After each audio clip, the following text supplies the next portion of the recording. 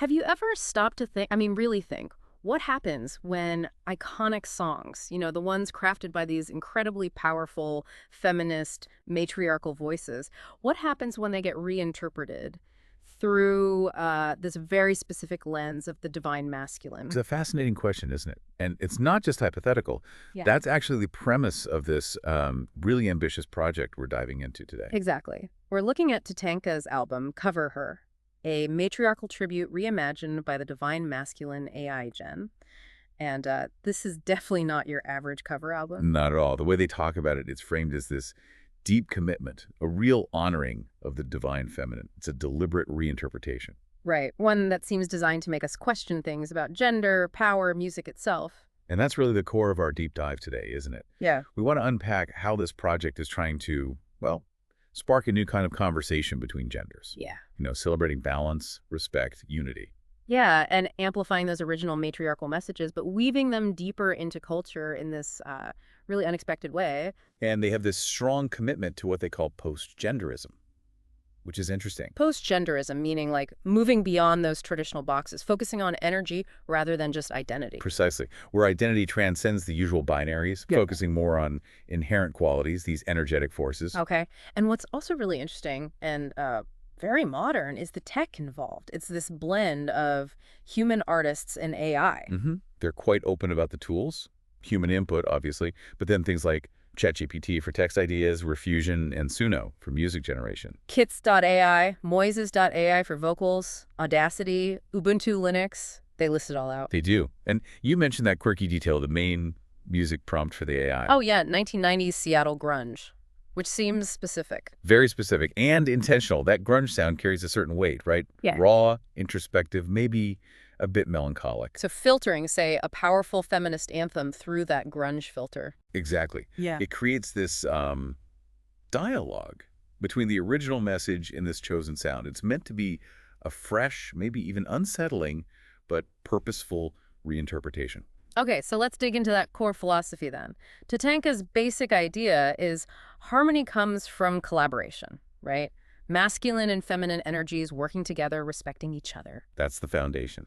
And it makes the title, Cover Her, work on multiple levels. Right, the musical covers is the obvious one. But there's that other layer, this idea of degendered protection, reverence, and even transhumanism. It's a really packed concept. Degendered protection, so honoring in a universal way outside of traditional gender roles. Yeah, moving beyond those roles. It's quite a statement about their goals. It also makes you think about music history, doesn't it? How often women wrote the songs, the message. And men perform them, often getting the credit. Yeah. This project kind of flips that, or at least brings that history into the light. So this gendered reinterpretation, how does it actually work in the music? Does it just change the meaning?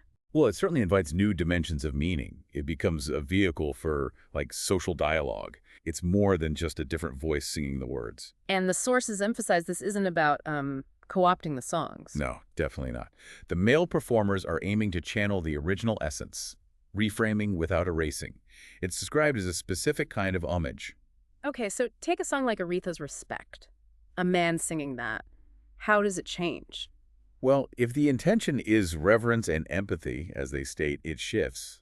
It's less a demand from the singer for respect, and maybe more a testament to respect and admiration of that strength. Or Lauryn Hill's To Zion, that incredibly personal ode. Right, from a mother. When delivered by a male voice with that stated reverence, it becomes maybe more about a universal awe for that maternal bond, a supporting voice. It's a deliberate reframing. Okay, that makes sense. But what about something like Alanis Morissette's You Ought to Know? That song is raw anger. Ah, yes. That one's fascinating. They reimagined it with a French translation. French. What? Apparently, it introduces this element of emotional accountability. It exposes vulnerability, not just in the rage, but in the male regret behind it. So it's like seeing the other side of that coin. Exactly. They call it a duet across time, voice, and gender. It complicates the emotion, makes it less of an attack and more shared human pain, maybe. It's quite clever. This whole approach really does challenge who gets to sing what, or who has authority over a song's meaning. For sure. Historically, male voices often dominated, even with female writers. Cover Her seems to intentionally flip that script. The male voice serving the feminine legacy, you said. Dismantling hierarchies. That seems to be the goal. positioning the male voice as an amplifier, not a dominator. Yeah. Maybe opening up those messages to new audiences. Which brings us to this idea of the divine masculine. What does that mean in the context of this album? Yeah, it's important to clarify. It's not presented as, like, a traditional patriarchal figure. It's envisioned more as a spiritual partner to the divine feminine, reflecting those complementary forces you find in various traditions, indigenous, African, sacred traditions. So the male artists are seen as what? As vessels of reverence, not dominance. That's the phrase they use. Channeling protective, humble, conscious energy. That's a very different take on masculinity than we often hear. It is. It emphasizes service, collaboration, not control. And the project has Ethiopian roots. You mentioned that influencing the visuals. Yes, the sources mention visual references, snow, woven art, ancestral motifs, and the studio location, Ushuaia, Argentina. Way down south, end of the world. Right. It creates this sense of a sanctuary where modernity and mythology can meet. It all feeds into this idea that true masculinity is sacred service. So listening to it becomes almost spiritual, like hearing prayers. That seems to be the intention. Taking tracks like Jill Scott's Golden or Lauryn Hill's To Zion and rendering them as these prayers, these invocations for reconciliation, elevating the listening experience. Okay, so given that intention, what's the actual, emotional impact? Hearing a man sing about things usually associated with female experience, maternal love, injustice, betrayal. How does it land? Yeah, that's crucial. Does it change how we hear it? Does it expand how we think about emotions? Take Suzanne Vega's Luca, a song about child abuse. Right. Incredibly difficult subject. When a man voices that narrative, it hits differently.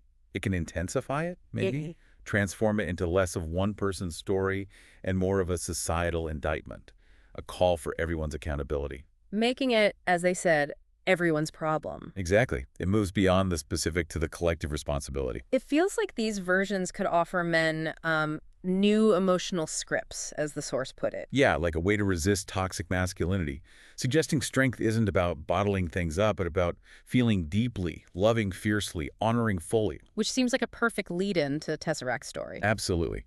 His journey really brings this whole mission to life.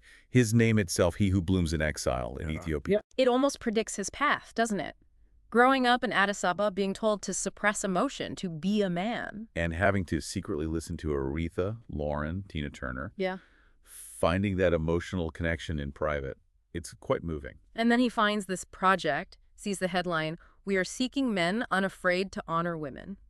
And it just clicks for him, his application statement. Powerful stuff. I have been a man by everyone else's measure. I am ready to become the man I was born to be. Wow. So he goes to Tierra del Fuego, to the TATANKA facility. What was that like for him? Transformative. He talks about finding this community, this environment they call divine work, a place where expressing emotion didn't make him feel less than a man. That's huge. Huge. And they mentioned his resurrection moment covering Mary J. Blige's No More Drama.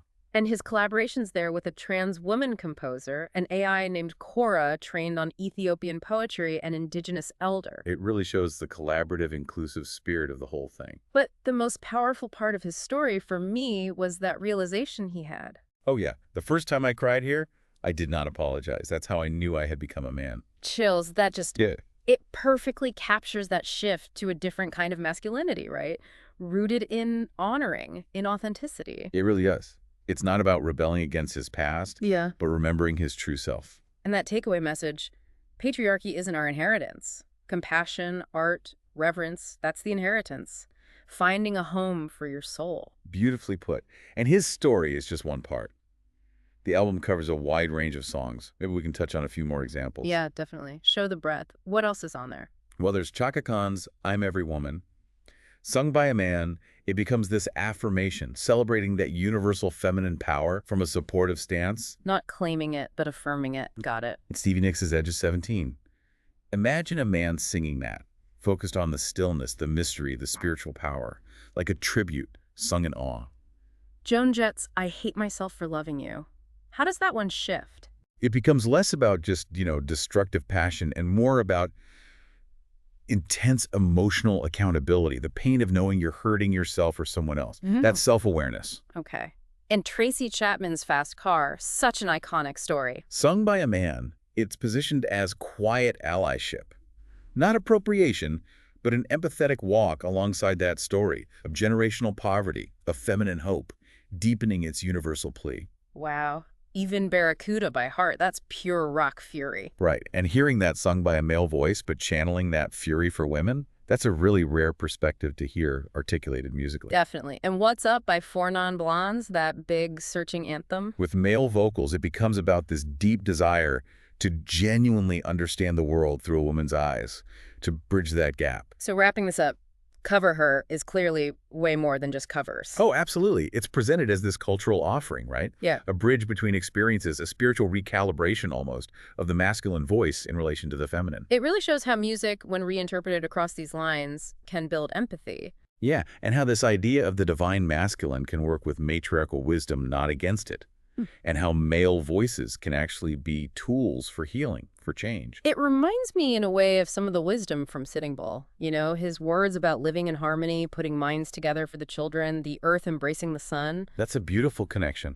That sense of unity, reverence, it really echoes the project's whole vision. It makes you think, doesn't it? Harmony isn't just for music. It's a societal goal, a profound one. So the final thought maybe is, what if this project is right?